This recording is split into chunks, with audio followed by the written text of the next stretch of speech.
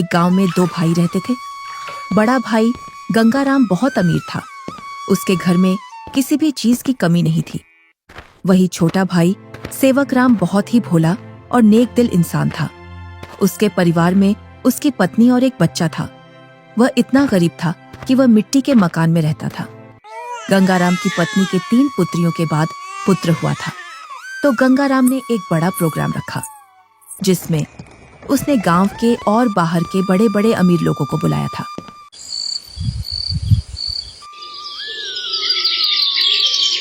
सुबह से ही गंगाराम के घर के चारों ओर चहल पहल थी।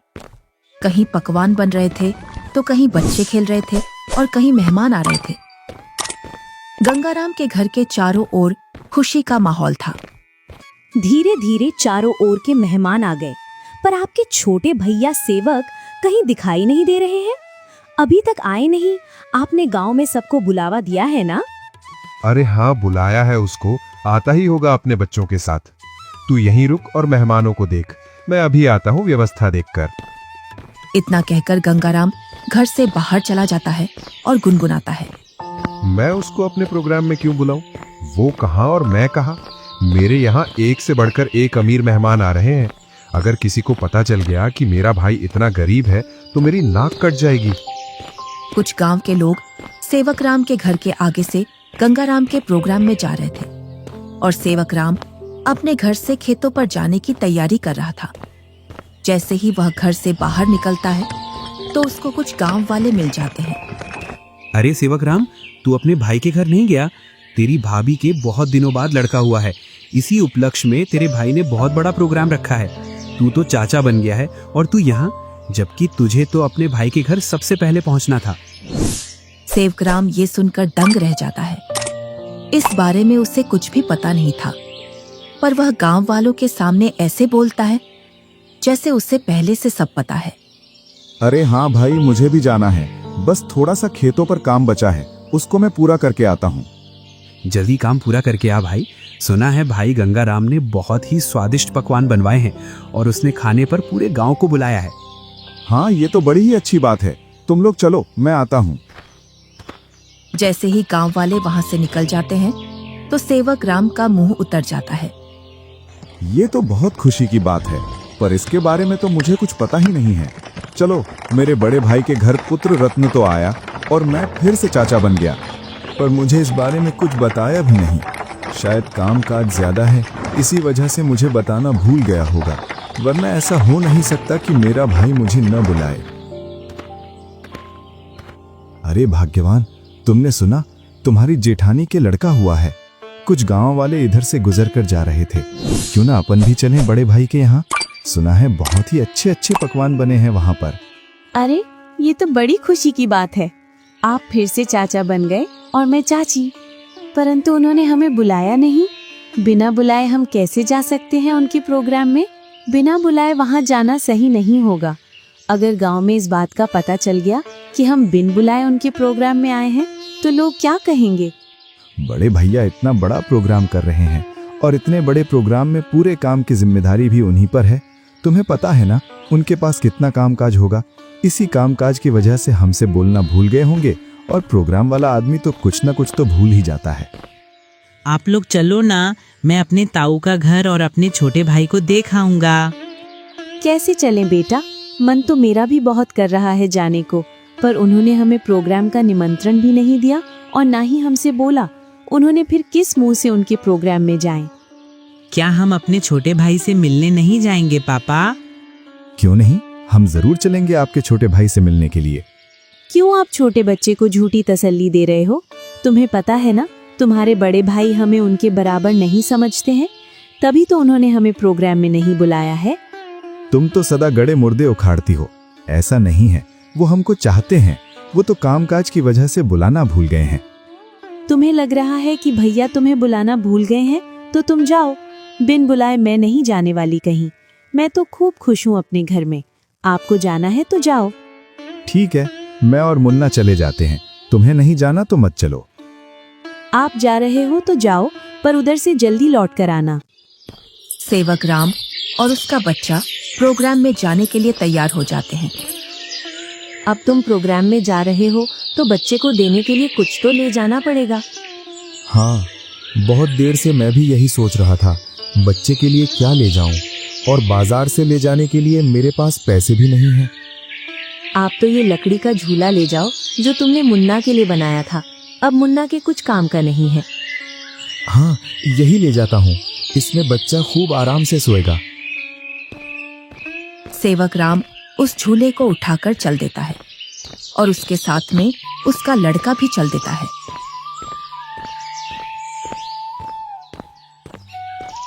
थोड़ी देर बाद दोनों प्रोग्राम में पहुंच जाते हैं। यहाँ तो खूब अमीर मेहमान आए हैं और बच्चे को देने के लिए शानदार और महंगी महंगी वस्तुएं लाए हैं। मेरा झूला तो इनके आगे कुछ भी नहीं है। सेवक राम मेहमानों पर महंगी महंगी वस्तुएं देखकर अपने झूले की ओर देखता है और मन ही मन में सोचता है, मैं क्यों इस झूले को यहाँ लाया? यहाँ तो एक से बढ़कर एक वस्तुएं हैं बच्चे के लिए। मैं भी क्या सोच रहा हूँ, भला हाथ की बनी चीज और बाजार की चीजों में अंतर होता है। बड़े भैया जरूर मेरे झूले को पसंद करेंगे, क्योंकि मेरा झूला सबसे मजबूत है, क्योंकि इसे मैंने अपने हाथों से बनाया है। और सेवक राम निसंकोच होकर मेहमानों के बीच में घूमने लगता है। वह देखता है कि उसके बड़े भैया और भाभी मेहमानों का स्वागत कर रहे थे। तभी गंगाराम की पत्नी की निगाह सेवक राम पर जाती है। तब वह गंगाराम से बोलती है, अरे भैया और मुन्ना तो आ गए, पर देवरानी नहीं दिख रही है। कहाँ आ गए? मुझे तो कहीं दिखाई नहीं दे रहे। वो रहे मेहमानों के बीच में। इधर सेवक राम के पास कुछ मेहमान आ जाते हैं। उसकी वेशभूषा देखकर मेहमान सेवक राम से पूछते हैं, अरे तुम कौन हो और ये कैसी वेशभूषा पहनकर आए हो और ये लकड़ी का झूला लेकर आए हो इस जमाने में? चलो तुम अपना परिचय दो, तुम कौन हो और यहाँ क्या कर रहे हो? इतना सुनकर सेवक राम संकोच में पड़ जाता है और मन ही मन सोचता है, अगर मैं इन्हें ये बताऊं कि मैं गंगाराम का छोटा भाई हूं तो ये लोग क्या सोचेंगे? एक भाई इतना अमीर और एक भाई इतना गरीब कि वो प्रोग्राम में एक जोड़ी कपड़ा भी सही से पहनकर नहीं आ सकता है। इससे अच्छा तो मैं झूठ बोल दूं। मैं गंगाराम जी का मजदूर। अरे तुम इतना क्यों घबरा रहे हो? डरो मत, बेझिझक होकर बोलो। गंगाराम जी का मैं मजदूर मैं छोटा भाई हूँ। वह बहुत कोशिश करता है झूठ बोलने की, लेकिन उसके मुंह से सच निकल जाता है। क्या बोल रहे हो? तुम्हें पता है ना तुम गंगाराम जी को अपना भाई बता रहे हो? तुम्हें पता है ना वो कहाँ और तुम कहाँ? अपने आप को देखो और उनका प्रोग्राम देखो। इतने में ही गंगाराम वहां आ जाता है और बोलता है, क्या बोल रहा है ये? ये तुम्हें अपना भाई बता रहा है कि तुम इसके भाई हो। मेरा भाई होता तो वो इस हालात में रहता। ये तो मेरा हारी है, हारी। इसको मैंने एक दिन प्यार से भाई क्या बोल दिया, मुझे अपना भाई बताने लगा। इतना सुनकर सेवक राम अपना सिर झुका लेता है। आप प्रोग्राम का आनंद लीजिए। चलो मैं और मेहमानों से मिलता हूँ। जी आप मिलिए, हम भी और परिचितों से मिल लेते हैं। चलो तुम यहाँ से बाहर चलो, मुझे तुमसे कुछ बात करनी है। दोनों भाई एकांत में चले जाते हैं। जब तुम्हें पता है मेरे यहाँ एक से बढ़कर एक मेहमान आए हैं, फिर भी तू प्रोग्राम में घुस आया मेरी नाक कटवाने के लिए। और ये क्या लेकर आया है मेरे लड़के के लिए? लकड़ी का झूला। इस झूले में सोएगा मेरा लड़का। मेरा लड़का तो मखमल के झूले में सोएगा। किसमें? मखमल के झूले में। जा यहाँ से, मुझे दिख मत जाना अब इस प्रोग्राम में। अगर कुछ खाना बचेगा तो मैं सुबह भिजवा दूंगा तेरे घर पर। और हाँ, साथ में अपने लड़के को भी ले जाना यहाँ से। मुन्ना की माँ ठीक बोल रही थी कि बिन बुलाए वहां मत जाओ। मेरी ही गलती है जो मैं बिन बुलाए यहाँ आ गया। सेवक राम अपने बच्चे को लेकर अपने घर की ओर चल देता है, बड़े ही उदास मन से। इतने में ही बच्चा बोलता है, पापा, हम छोटे भैया से भी तो नहीं मिले और आप इतनी जल्दी घर चल रहे हो। सेवक राम थोड़ी हिम्मत करके अपने लड़के से बोलता है, बेटा हम शाम को आएंगे। खेतों पर कुछ काम बाकी रह गया था, वो मुझे याद आ गया है। उसे करके मैं आ जाऊंगा। उसके बाद चलेंगे हम तेरे छोटे भाई से मिलने के लिए। दोनों घर पहुंच जाते हैं। मुन्ना घर से बाहर बच्चों के साथ खेलने के लिए चला जाता है। इधर सेवक राम अपनी पत्नी को पूरी घटना सुना देता है और उसकी आंखों से आंसू छलक जाते हैं। पता नहीं ईश्वर की कैसी लीला है, आज भाई ने भाई को पहचानने से मना कर दिया। आप रोइए मत, ईश्वर एक दिन सब ठीक कर देगा। ईश्वर को भाइयों के बीच में इतना फासला भी नहीं रखना चाहिए कि वे एक दूसरे से ही दूर हो जाए। आप इतना दुख मत मनाइए, सब ठीक हो जाएगा। आप बस ईश्वर पर विश्वास रखिए। तीनों सो जाते हैं।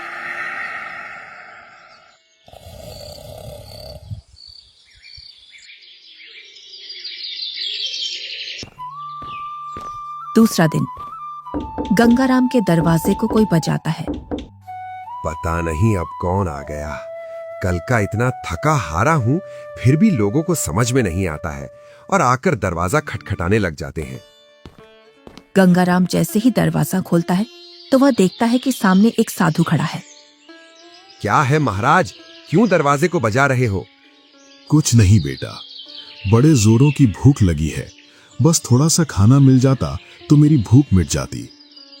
क्या खाना? यहाँ खाना मुफ्त में नहीं मिलता है और ऐसी दोपहर में तुम्हें कहां से खाना ला कर दूं? बेटा, घर में कुछ तो होगा, उसमें से ही कुछ खाने को दे दो जिससे मेरी भूख शांत हो जाए। इतना बड़ा गांव है, तुम्हें मेरा ही घर मिला खाना मांगने के लिए? यहाँ कुछ नहीं है, चले जाओ यहाँ से। इतना कहकर गुस्से में गंगाराम दरवाजा बंद कर लेता है। ईश्वर तुम्हें सदा खुश रखे बेटा। इतना बोलकर साधु वहां से चला जाता है। इधर गंगाराम की पत्नी गंगाराम से पूछती है, कौन आया था दरवाजे पर जो तुम इतने जोर से उस पर चिल्ला रहे थे? कोई नहीं, एक ढोंगी बाबा आया था दरवाजे पर, बोल रहा था खाना खिला दो, तो मैंने उससे मना कर दिया, यहाँ नहीं है खाना। तुम भी पता नहीं अब किस नशे में रहने लगे हो। कल का इतना सारा खाना बचा था, वो वैसे ही फेंकेगा। उसमें से कुछ खाना खिला देते। मैंने ये खाना गरीबों और ढोंगियों के लिए नहीं बनवाया है। ये खाना सिर्फ हम जैसे बड़े लोग ही खा सकते हैं। गंगाराम की पत्नी गुनगुनाते हुए वहां से अपने कमरे में चली जाती है। इनको तो पता नहीं अब किस बात का नशा आने लगा है। सीधे मुंह अब किसी से बात ही नहीं करते हैं। इधर साधु सेवक राम के घर के सामने पहुंच जाता है और बाहर से आवाज लगाता है, अरे घर में कोई है? अरे घर में कोई है? आवाज सुनकर सेवक राम घर में से बाहर निकल आता है। साधु को देखकर बोलता है, जी साधु महाराज, बताइए मैं आपकी क्या सेवा करूं? कुछ नहीं बेटा, बहुत तेज भूख लगी है। कुछ खाने को मिल जाए तो आत्मा तृप्त हो जाएगी मेरी। क्यों नहीं साधु महाराज, आइए आइए, जो कुछ हमारे घर में खाने के लिए मिलेगा हम आपको खिलवा देंगे। दोनों घर के अंदर चले जाते हैं। सेवक राम और साधु जमीन पर बैठ जाते हैं और सेवक राम अपनी पत्नी से बोलता है, अरे भाग्यवान, घर में कुछ हो तो खाने का साधु महाराज को ले आओ। सुबह की कुछ दाल रोटी रखी है और अभी खाना बनाने के लिए घर में कुछ भी नहीं है। अरे बेटी, तुम तो शर्माओ मत, जो घर में खाने का हो वही ले आओ, मैं तो खा लूंगा। सेवक राम की पत्नी जो घर में खाना था उसी खाने को गर्म कर लाती है। लीजिए साधु महाराज, गरीब के घर का खाना। हमारे पास तो खाने में यही है। अरे बेटी, तुम अपना मन इतना उदास मत करो। मैं तो ईश्वर की कृपा से जो मिलता है वही खा लेता हूँ। और तुम दोनों इतना उदास क्यों हो? कोई समस्या है आपके यहाँ? साधु महाराज, खेतों में इतना काम कर रहा हूँ, उतनी ही गरीबी आ रही है। गरीबी कम होने का नाम ही नहीं ले रही है। अब तो स्थिति ऐसी हो गई है, 2 वक्त का खाना भी बड़ी मुश्किल से मिलता है। पता नहीं ईश्वर हमारी कौन सी परीक्षा ले रहा है। ये कोई बीमारी तो है नहीं जिसका मैं आपको सही उपचार बता दूं बेटा। बस ईश्वर पर विश्वास रखो, सब सही हो जाएगा। फिर भी मुझे लगता है तुम मुझे तुम्हारी समस्या सही से बता नहीं रहे हो। इतना सुनकर सेवक राम और सेवक राम की पत्नी साधु महाराज को पूरी बात बता देते हैं कि किस प्रकार गंगाराम ने उनके साथ भेदभाव किया। साधु खाना खा लेता है। पता नहीं आपको हमारे हाथ का खाना कैसा लगा, सही लगा या नहीं। बेटी, तुम अपना मन उदास मत करो। तुम तो अन्नपूर्णा हो और तुम्हारे हाथ का खाना बहुत ही स्वादिष्ट है। इतना सुनकर सेवक राम की पत्नी खुश हो जाती है। तुमने बेटा आज मेरी आत्मा तृप्त कर दी है। अगर तुम आज मुझे भोजन नहीं देते तो पता नहीं आज भूख की वजह से मेरा क्या होता। साधु अपने थैले में हाथ डालता है और उसमें से एक पोटली निकालता है। इसमें क्या है साधु महाराज? ये पोटली बेटा बीजों का भंडार है। तुम जिस भी फसल का बीज चाहोगे वो बीज इस पोटली में से निकलेगा, जिससे तुम्हारी फसल साधारण फसल से 10 गुना ज्यादा निकलेगी। ये तो महाराज आपकी असीम कृपा है। ये मेरी नहीं, ईश्वर की कृपा है बेटा। बस एक बात का ध्यान रखना, इस पोटली के बारे में कभी किसी को मत बताना, और इसमें से जो बीज निकले उन्हें बेचना नहीं। अगर तुमने ऐसा किया तो ये पोटली आपके किसी काम की नहीं रहेगी। जी साधु महाराज, मैं कभी ऐसा नहीं करूंगा। और साधु महाराज वहां से चले जाते हैं। साधु महाराज के पैर जैसे ही घर में पड़े तब से घर में शांति का अनुभव हो रहा है। हाँ भाग्यवान, अब ईश्वर की कृपा से सब ठीक हो जाएगा।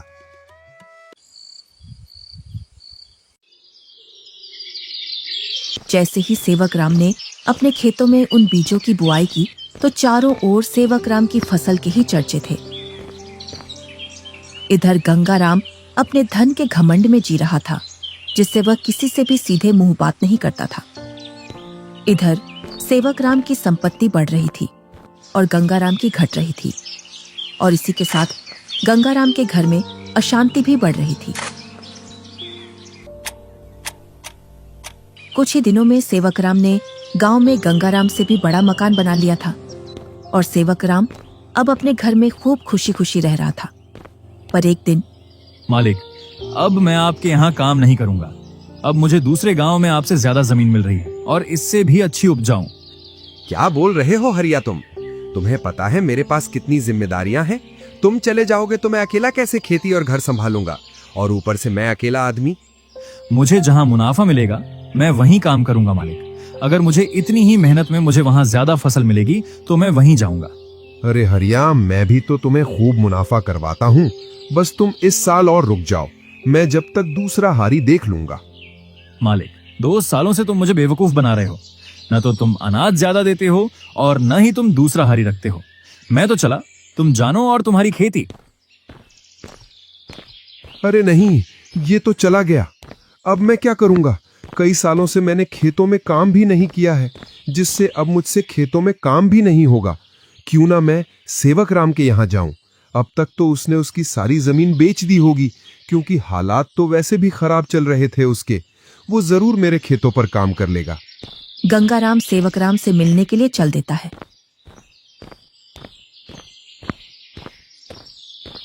जैसे ही वह उसके घर के सामने पहुंचता है तो वह सेवक राम के घर को ढूंढने के लिए उस मोहल्ले में चारों ओर घूम जाता है। इधर ही थी उसकी झोपड़ी, पता नहीं किधर गई। बहुत देर से ढूंढ रहा हूं, मिल नहीं रही है। तभी वहां से एक गांव का व्यक्ति गुजर कर जा रहा था तो गंगाराम उस व्यक्ति से पूछता है, अरे भैया, सेवक राम की झोपड़ी थी यहाँ, वो कहाँ है? कितने दिनों बाद आ रहे हो भैया इधर? शादी के बाद अब आया हूँ इधर। इसीलिए तो तुम्हें वो झोपड़ी नहीं मिल रही है। अरे भैया, तुम जो सामने मकान देख रहे हो बहुमंजिला, यही घर है सेवक राम का। ये कैसे हो सकता है? 2 साल पहले तो ये गरीब हुआ करता था। हाँ भैया, 2 साल पहले गांव में सबसे गरीब व्यक्ति यही था। पता नहीं भैया, इसने खेतों में कौन सा खाद डाला है जिससे इसकी पैदावार सबसे ज्यादा निकलती है। घर बताने के लिए बहुत बहुत धन्यवाद। और गंगाराम उस घर के अंदर चला जाता है। जैसे ही सेवक राम अपने बड़े भैया को घर के अंदर देखता है तो वह बहुत खुश होता है। अरे मुन्ना की माँ, वो देखो हमारे घर में कौन आया है। बड़े भैया, आओ भैया बैठो। अरे, तुमने इतना शानदार घर कैसे बनाया? तुमने तो पूरा ही नक्शा बदल दिया। बहुत ही शानदार घर बनाया है। कहीं तुमने चोरी चपाटी करके तो ये घर नहीं बनाया? नहीं भैया, मैंने कोई चोरी नहीं की है। ये तो मैंने अपनी मेहनत से बनाया है। ऐसी मेहनत तो तू पहले भी करता था, पर पहले तो तूने ऐसा मकान बनाया ही नहीं। भैया, आपसे क्या छुपाना, जब आपका प्रोग्राम था उसके एक दिन बाद हमारे घर पर एक साधु आया था। उसको हमने पेट भर खाना खिलाया था। आज उनके आशीर्वाद की वजह से ये सब है हमारे पास। इतना सुनकर गंगाराम का सिर घूम जाता है और उसकी आंखों तले सब सीन आ जाता है कि किस प्रकार उसने उस साधु को भगाया था। वो साधु तो सबसे पहले मेरे घर आया था, इसका मतलब ये सारा धन मेरा हुआ। क्या बोल रहे हो भैया? ये तो मैंने अपनी मेहनत से खड़ा किया है, ना कि जादू से। ये सब तुझे साधु के आने बाद ही मिला है ना? तो इस गांव में सबसे पहले साधु मेरे घर आया था। अगर मैं उसे खाना खिला देता तो ये सारी संपत्ति मेरी होती। इसका मतलब तूने मेरे अधिकार की संपत्ति छीनी है। ये तुम मुझ पर गलत इल्जाम लगा रहे हो भैया। मैं उस साधु को ढूंढ कर लाता हूँ और साधु से तेरे सामने बुलवाता हूँ कि इस संपत्ति पर किसका हक है। और गुस्से में गंगाराम वहां से निकल जाता है। कई दिनों तक वह उस साधु को खोजता है। बड़ी मुश्किल से एक जंगल में तपस्या करते हुए वह साधु मिल जाता है। साधु महाराज प्रणाम। कौन हो बेटा जो तुम मेरी तपस्या में व्यवधान डाल रहे हो? मैं गंगाराम हूँ। आज से 2 वर्ष पूर्व तुम मेरे घर आए थे खाना खाने के लिए, जब तुम्हें जोरों की भूख लग रही थी। तुम तो वही हो ना जिसने खाना देने से मना कर दिया था। हाँ, पर उस संपत्ति पर पहला हक मेरा बनता है जो तुम मेरे भाई को देकर आए हो, क्योंकि तुम खाना मांगने सबसे पहले मेरे घर आए थे। कौन सी संपत्ति? मैंने तो उसे सिर्फ आशीर्वाद दिया था, क्योंकि उसने बड़े ही सम्मान के साथ खाना खिलाया था, और वो धन तो उसकी मेहनत और ईमानदारी का फल है। इतना सुनकर गंगाराम गुस्से में साधु से बोलता है, साधु, तुम मेरे साथ अन्याय कर रहे हो, क्योंकि उसकी संपत्ति पर पहला अधिकार मेरा है, क्योंकि तुम सबसे पहले मेरे द्वार पर आए थे। अगर तुम मुझे ये पहले ही बता देते कि मैं तुझे और भी अमीर बना दूंगा, तो मैं तुम्हें उससे भी अच्छा भोजन कराता। उसने क्या खिलाया होगा आपको? सूखी रोटी? गंगाराम साधु से बहुत वाद विवाद करता है और गुस्से में साधु से बोलता है, जिससे साधु को क्रोध आ जाता है। बालक, तुमने मेरी सब्र की सीमा खत्म कर दी है। तुम मेरे श्राप से अब बच नहीं सकते हो। इतना सुनकर गंगाराम के होश उड़ जाते हैं। इतने में ही सेवक राम और गंगाराम की पत्नी आ जाती है। क्षमा कीजिए साधु महाराज, क्षमा कीजिए। अरे बेटी, तुम क्यों माफी मांग रही हो? मेरे पति थोड़े उग्र हैं, उनको पता नहीं है किससे कैसे बात करना है। इतना सुनकर गंगाराम भी माफी मांग लेता है। गंगाराम, अभी तक तुम्हारा जो घर चल रहा था वो तुम्हारी पत्नी के निर्मल भाव की वजह से चल रहा था।